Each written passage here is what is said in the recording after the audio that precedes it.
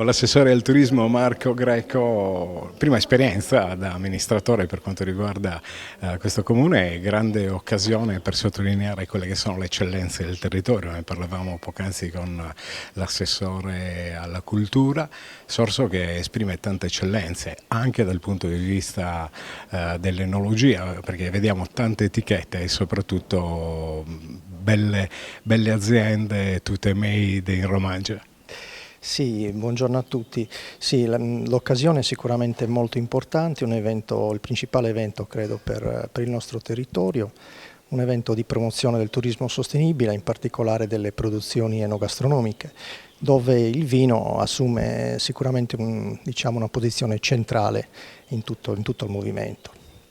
Il territorio si sta impegnando diciamo, nell'ambito dello sviluppo sostenibile, cercando di favorire una forma di turismo diffuso per cui l'enogastronomia e la cultura diciamo, della filiera viticola è molto importante per dare impulso a questo tipo di sviluppo.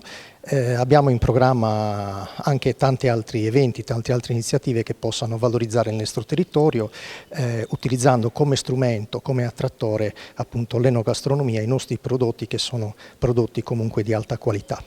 Un territorio che, dicevamo poc'anzi, esprime tante eccellenze anche dal punto di vista dell'imprenditorialità.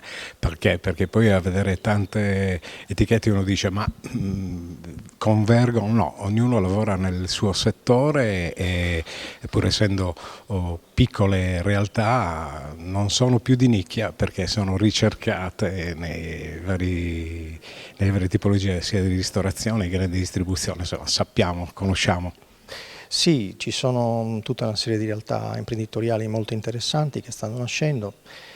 L'intento dell'amministrazione e quello anche della manifestazione è di cercare di stare vicino a queste aziende, supportarle nei processi di sviluppo e con esse supportare ovviamente lo sviluppo anche del territorio.